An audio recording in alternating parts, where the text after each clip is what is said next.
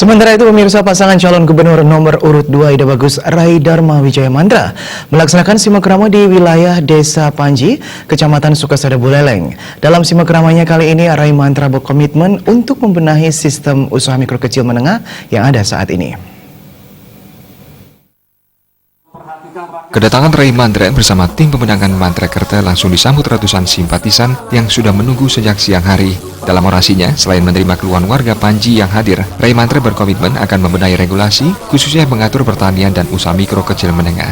Di samping itu pula, jika pasangan Mantrekerta terpilih, maka dana desa yang dijanjikan 500 juta setiap desa Pekraman akan difokuskan untuk pengembangan sektor pertanian dan usaha mikro kecil menengah. Dalam sambutannya, Rai Mandra juga menegaskan, meski infrastruktur saat ini masih bagus, namun harus didukung suprastruktur yang baik pula, seperti para pengrajin dan pedagang usaha kecil yang perlu izin dan legalitas agar dimudahkan. Di samping itu, sejauh ini yang menjadi dasar kendala yang dihadapi oleh pelaku UKM dan pedagang adalah permodalan, sehingga nantinya pihaknya akan membuat regulasi agar nantinya LPD juga bisa membantu penyaluran modal bagi para pelaku usaha. Terikuti dengan adanya itu tadi, yang pertama yang harus dimudahkan itu adalah kita lihat infrastruktur dan suprastrukturnya. Kalau infrastruktur kan sudah jelas, jalan saya rasa sudah ada, cuma ada beberapa hal yang memang harus dipenuhi termasuk peralatan. Kalau suprastrukturnya perlu akses mereka, terutama yang UMKM dulu ini yang kecil ya. Aksesnya itu artinya begini, kalau mereka perlu legalitas jangan dipersulit.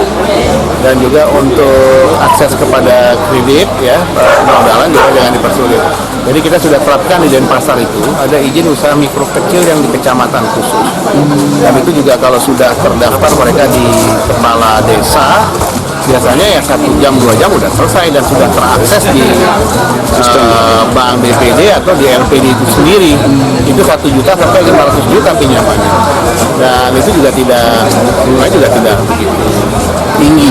Artinya itu harus diselesaikan dulu sebelum kita bertahap kepada menengah dan juga ya, atas nanti ya, bagaimana pemerataan secara infrastruktur besar mungkin di Buleleng. Terus juga masalah kemaritimannya juga belum tergarap secara maksimal di sini. Dan juga agronya juga kita lihat di sini mungkin marketnya yang perlu diperluas atau pengolahannya juga yang. Dalam simakrama tersebut juga dibacakan komitmen pasangan Mantrekerta yang tegas menolak reklamasi Teluk Benoa. Di sisi lainnya, tim pemenangan Mantrekerta meyakini pasangan Mantrekerta menang di Buleleng dengan 60%. Buleleng ini beda dengan yang di lain. Buleleng ini adalah orang-orang yang rasionalis, orang-orang yang mampu berpikir siapapun yang terbaik itu akan didukung. Banyak di Buleleng ini adalah menjadi pahlawan-pahlawan. Nah sekarang ini adalah pahlawan memilih yang terbaik, itu merupakan suatu kepahlawanan. Sehingga saya yakin di Buleleng kita bisa mencapai target lebih dari 60%. Pihak tim pemenangan juga meyakini saat ini masyarakat khususnya di Buleleng dan sekitarnya sudah mengetahui mana calon pemimpin yang baik memimpin Bali ke depan untuk mewujudkan Bali yang harmoni sesuai dengan program Nawacandra. Komang Yuda, Bali TV.